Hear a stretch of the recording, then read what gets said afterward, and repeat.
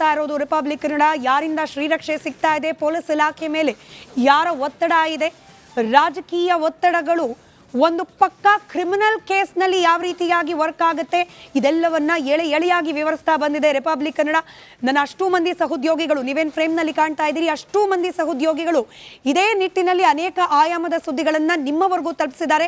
ಮತ್ತೊಮ್ಮೆ ನೇರ ಸಂಪರ್ಕದಲ್ಲಿದ್ದಾರೆ ನನ್ನ ಜೊತೆಯಲ್ಲಿ ನಮ್ಮ ಪೊಲಿಟಿಕಲ್ ಕರೆಸ್ಪಾಂಡೆಂಟ್ ಅಭಿಷೇಕ್ ನೇರ ಸಂಪರ್ಕದಲ್ಲಿದ್ದಾರೆ. ಅಭಿಷೇಕ್, 7 ದಿನಗಳ ಕಾಲ ಅವಕಾಶ ಕೊಟ್ಟು ಉತ್ತರ ಕೊಡಪ್ಪ, ನೀನು ಹಿಂಗ್ಯಾಕೆ ಧಮಕಿ ಹಾಕ್ದೆ ಅಂತ ಹೇಳಿ ಪಕ್ಷ ಕೇಳಿತ್ತು. ಕನಿಷ್ಠ ಪಕ್ಷದ ಪ್ರಶ್ನೆಗೂ ಉತ್ತರ ಕೊಡ್ಲಿಕ್ಕೆ ಸಾಧ್ಯವಾಗದೆ ಬಿಲ ಸೇರಿದ್ದ ರಾಜೀವ್ ಗೌಡ. ಈಗ ಬಿಲದೊಳಗೆ ಈ ಅಮಾನತಿನ ಆರ್ಡರ್ ಅನ್ನ ಕಳಿಸ್ತಾರಾ ಹೇಗೆ ಅಂತ?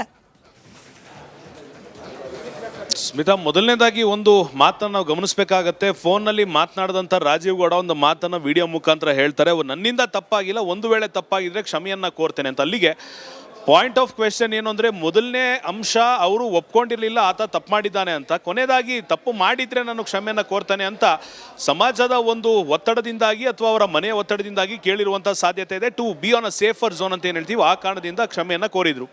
ಇದಾದ ನಂತರ ಪಕ್ಷ ಶಿಸ್ತು ಪಾಲನಾ ಸಮಿತಿಯಿಂದ ಅವನು ನೋಟಿಸನ್ನು ನೀಡಲಾಗಿತ್ತು, ಕಾರಣವನ್ನು ನೀಡಬೇಕು ಅಂತ. ಕಾರಣವನ್ನು ನೀಡದೆ 7 ದಿನಗಳಿಂದ ತಲೆಮರೆಸಿಕೊಂಡಿರುವಂಥ ರಾಜೀವ್ ಗೌಡ ಯಾರ ಹಿತರಕ್ಷಣೆಯಲ್ಲಿದ್ದಾರೆ ಅನ್ನೊಂದು ಪ್ರಶ್ನೆಯನ್ನು ಕಾಂಗ್ರೆಸ್ನ ಬಹುತೇಕ ನಾಯಕರಿಗೆ ರಿಪಬ್ಲಿಕ್ ಕನ್ನಡ ಮಾಡಿದ್ರು ಕೂಡ ಯಾರ ರಕ್ಷಣೆಯಲ್ಲೂ ಇಲ್ಲ. ಕಾಂಗ್ರೆಸ್ ಪಕ್ಷ ಈ ವ್ಯಕ್ತಿಯನ್ನ ಈ ಸದ್ಯದ ಮಟ್ಟಿಗೆ ಪಕ್ಷದಿಂದ ಡಿಸಿಪ್ಲಿನರಿ ಮೆಷರ್ ಆಗಿ ಸಸ್ಪೆಂಡ್ ಮಾಡಿದ್ದೇವೆ, ಆದರೆ ಉಚ್ಚಾಟನೆ ಮಾಡಬೇಕಾ ಬೇಡವಾ ಅನ್ನೋದು ವಿಚಾರವನ್ನ ಪಕ್ಷ ಗಮನಿಸುತ್ತೆ ಅನ್ನೋದು ಮಾಹಿತಿ ಕೂಡ ಬಂದಿರುವಂಥದ್ದು ಮತ್ತೊಂದು ಕಡೆ ಆಗುತ್ತೆ. ಈಗ ನೋಟಿಸ್ ಎಲ್ಲಿಂದ ಪಡಿತಾರೆ ಅನ್ನೋ ಪ್ರಶ್ನೆಗೆ ನೇರವಾಗಿ ಅವರ ಮನೆಯ ಬಾಗಿಲಿಗೆ ಕಾಂಗ್ರೆಸ್ನ ಪಕ್ಷದ ಕಾರ್ಯಕರ್ತರು, ಶಿಸ್ತು ಪಾಲನಾ ಸಮಿತಿಯ ಕಾರ್ಯಕರ್ತರು ಅಂಟಿಸಿ ಬರಬೇಕಾಗುವಂಥದ್ದು ಸಾಮಾನ್ಯ ವಾಡಿಕೆಯಾಗಿರುತ್ತೆ. ಇದಾದ ನಂತರ ಆತನನ್ನ ಬಂಧನ ಮಾಡುವಂಥ ಕೆಲಸವನ್ನ ಸರ್ಕಾರ ಮಾಡುತ್ತೆ. ಕಾಂಗ್ರೆಸ್ ಕಾರ್ಯಕರ್ತ, ಕಾಂಗ್ರೆಸ್ನ ಮುಖಂಡ ಅನ್ನೋ ಕಾರಣದಿಂದಾಗಿ ಆತನಿಗೆ ಯಾವುದೇ ಒಂದು ಸಾಫ್ಟ್ ಕನ್ಸರ್ನ್ ಇಲ್ಲ ಅನ್ನೋ ಒಂದು ಮಾಹಿತಿಯನ್ನು ಕೂಡ ಉಸ್ತುವಾರಿ ಸಚಿವ ಡಾಕ್ಟರ್ ಸುಧಾಕರ್ ಅವರು ನೀಡಿದ್ರು. ಇಲ್ಲಿ ಮೂಡ್ತಿರುವಂಥ ಅನುಮಾನ, ಸಂಶಯ ಏನು ಅಂದರೆ, ಸಚಿವರಾದಂಥ KS ಮುನಿಯಪ್ಪರವರು ಹೇಳಿದ್ರು, ಇಲ್ಲ ಆತ ಒಳ್ಳೆ ಹುಡುಗನಿದ್ದಾನೆ, ಆ ಥರ ಮಾತಾಡೋದಿಲ್ಲ ಅಂತ. ಅಲ್ಲಿಗೆ ಸಮಜಾಯಿಷಿಯನ್ನು ಕೊಟ್ಟಂಥ ಮುನಿಯಪ್ಪರವರ ಕೃಪಾ ಕಟಾಕ್ಷದಿಂದ ಏನಾದರೂ ಇನ್ನೂ ಬಂಧನಕ್ಕೆ ಒಳಗಾಗಿಲ್ವಾ ಅಥವಾ ಇಮ್ಮಿಡಿಯೇಟ್ ಆಗಿ ಸಸ್ಪೆಂಡ್ ಮಾಡಿರುವಂಥದ್ದು ವಿಚಾರವನ್ನು ನಾವು ಗಮನಿಸಿದ್ದೇವೆ. ಅಲ್ಲಿ ಪಕ್ಷದಿಂದ ಆತನನ್ನ ತೆಗೆದು ಹಾಕಲಾಗಿಲ್ಲ, ಉಚ್ಚಾಟನೆ ಮಾಡಿಲ್ಲ. ಇಲ್ಲಿ ಒಬ್ಬ ವ್ಯಕ್ತಿ ಅಧಿಕಾರಿಯ ವಿರುದ್ಧ ಮಾತನಾಡಿದ್ರು ಕೂಡ ಆ ಅಧಿಕಾರಿಯ ವಿರುದ್ಧ ಮಾತನಾಡಿರುವಂಥ ವ್ಯಕ್ತಿಗೆ ಇಮ್ಯುನಿಟಿ ಕೊಟ್ಟಂತ ಮತ್ತೊಂದು ಬಲಾಢ್ಯ ಶಕ್ತಿ ಯಾವುದು ಅನ್ನೊಂದು ಪ್ರಶ್ನೆ ಮೂಡ್ತಿದೆ.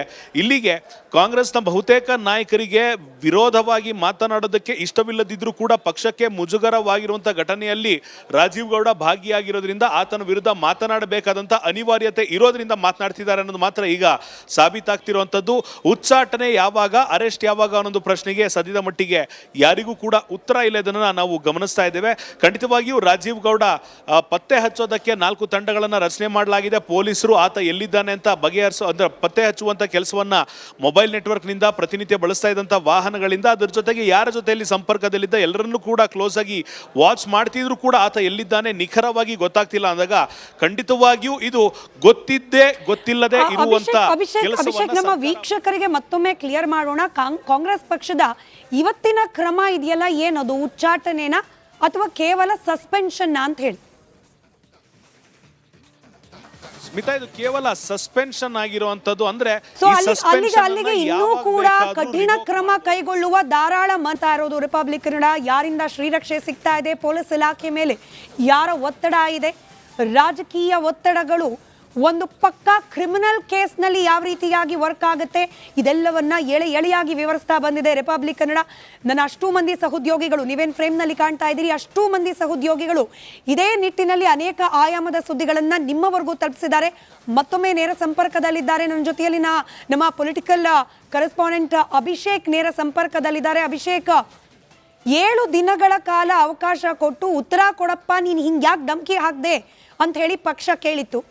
ಕನಿಷ್ಠ ಪಕ್ಷದ ಪ್ರಶ್ನೆಗೂ ಉತ್ತರ ಕೊಡ್ಲಿಕ್ಕೆ ಸಾಧ್ಯವಾಗದೆ ಬಿಲ ಸೇರಿದ್ದ ರಾಜೀವ್ ಗೌಡ. ಈಗ ಬಿಲದೊಳಗೆ ಈ ಅಮಾನತಿನ ಆರ್ಡರ್ ಅನ್ನ ಕಳಿಸ್ತಾರಾ ಹೇಗೆ ಅಂತ?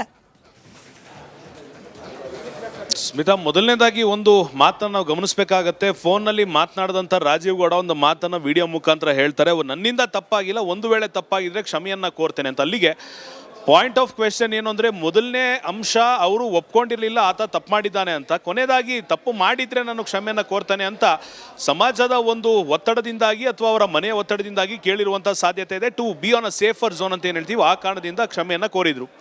ಇದಾದ ನಂತರ ಪಕ್ಷ ಶಿಸ್ತು ಪಾಲನಾ ಸಮಿತಿಯಿಂದ ಒಂದು ನೋಟಿಸ್ ಅನ್ನು ನೀಡಲಾಗಿತ್ತು, ಕಾರಣವನ್ನ ನೀಡಬೇಕು ಅಂತ. ಕಾರಣವನ್ನ ನೀಡದೆ 7 ದಿನಗಳಿಂದ ತಲೆಮರೆಸಿಕೊಂಡಿರುವಂತಹ ರಾಜೀವ್ ಗೌಡ ಯಾರ ಹಿತರಕ್ಷಣೆಯಲ್ಲಿದ್ದಾರೆ ಅನ್ನೋ ಒಂದು ಪ್ರಶ್ನೆಯನ್ನ ಕಾಂಗ್ರೆಸ್ನ ಬಹುತೇಕ ನಾಯಕರಿಗೆ ರಿಪಬ್ಲಿಕ್ ಕನ್ನಡ ಮಾಡಿದ್ರು ಕೂಡ ಯಾರ ರಕ್ಷಣೆಯಲ್ಲೂ ಇಲ್ಲ. ಕಾಂಗ್ರೆಸ್ ಪಕ್ಷ ಈ ವ್ಯಕ್ತಿಯನ್ನ ಈ ಸದ್ಯದ ಮಟ್ಟಿಗೆ ಪಕ್ಷದಿಂದ ಡಿಸಿಪ್ಲಿನರಿ ಮೆಷರ್ ಆಗಿ ಸಸ್ಪೆಂಡ್ ಮಾಡಿದ್ದೇವೆ, ಆದ್ರೆ ಉಚ್ಚಾಟನೆ ಮಾಡಬೇಕಾ ಬೇಡವಾ ಅನ್ನೋ ವಿಚಾರವನ್ನ ಪಕ್ಷ ಗಮನಿಸುತ್ತೆ ಅನ್ನೋ ಮಾಹಿತಿ ಕೂಡ ಬಂದಿರುವಂತದ್ದು ಮತ್ತೊಂದು ಕಡೆ ಆಗುತ್ತೆ.